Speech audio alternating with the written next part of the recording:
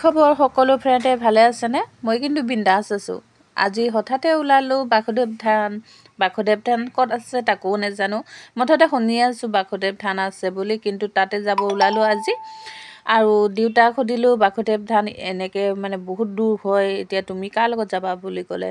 মই কৈছোঁ বাইদেউ এজনে হঠাতে লগ ধৰি দিলে, মই নাযাওঁ বুলি কৈছিলোঁ। তথাপিও যাব লগা বাধ্য পৰিলে, কাৰণ মোৰ ল'ৰাটো এইবাৰ পৰীক্ষা দিব লগা আছে জুলাইত।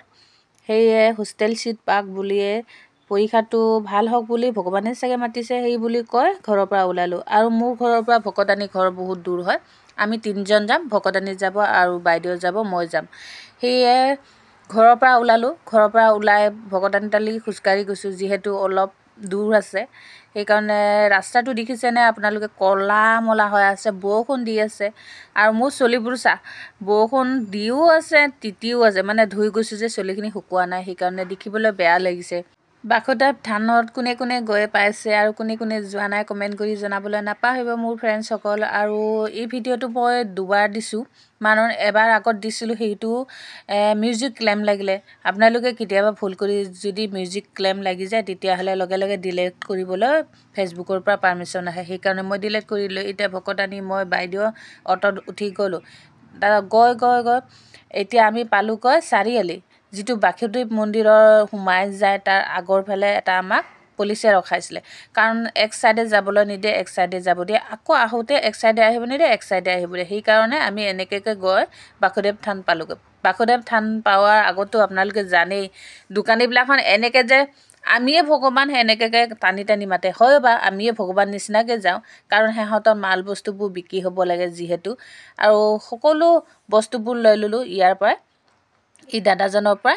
মানে শৰাই দিম বুলি গৈছিলে আমাৰ ভকতানীজনীয়ে আৰু লগৰ বাইদেউজনে। তাৰপিছত মই যদি গৈছোঁ ময়ো শৰাই এখন দিওঁ বুলি, ময়ো শৰাইৰ বস্তুবোৰ লৈ ল'লোঁ। প্ৰথমতে শৰাই নিদিওঁ বুলি চাকি বন্তি দিম বুলি ভাবিছিলোঁ, কিন্তু চবে শৰাই দিয়াৰ কাৰণে মই শৰাই এখন দি থৈ যাওঁ, আহিছোঁ যেতিয়া শৰাই এখন দি থৈ যোৱানো কি কথা আছে বুলি সকলোবোৰ বস্তু কিনি ল'লোঁ। আৰু দাদাক সুধিলোঁ কিবোৰ বস্তু কিমান দাম, সেনেকৈ কিনি দাম দৰ মিলাই আমি ল'লোঁ।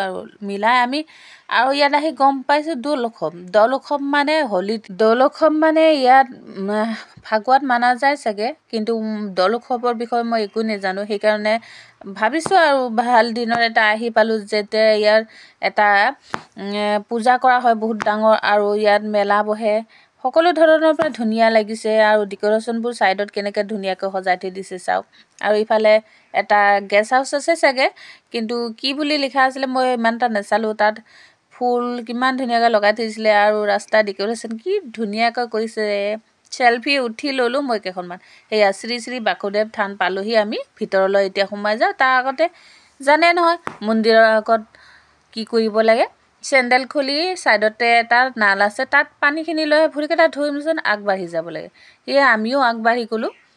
আগবাঢ়ি যাওঁ মানে মই কি কৈছোঁ জানো, এতিয়া ক'ত যাম মানে মন্দিৰটো একফালে থকা নিচিনা লাগিছে আৰু একফালে চাকি জ্বলাই, সেইকাৰণে মই ক'ত যাম এতিয়া বুলি কৈছোঁ। লাহে লাহে গৈ আমি মাহ প্ৰসাদ জমা দিলোঁ। মাহ প্ৰসাদ দি ছাইডতে আমাৰ চাকি জ্বলোৱা এটা থান আছে, চাকি জ্বলাবলৈ গ'লোঁ। চাকি মই বেছি নিয়া নাছিলোঁ, তাতে কিনি ল'লোঁ, চাকি জ্বলালোঁ। আৰু চাকি জ্বলাই এতিয়া দৰ্শনৰ কাৰণে আমি লাইন পাতিছোঁ। দৰ্শন কৰি লাইন পাতি আমি বাহিৰলৈ প্ৰসাদ লৈ গুচি আহিলোঁ।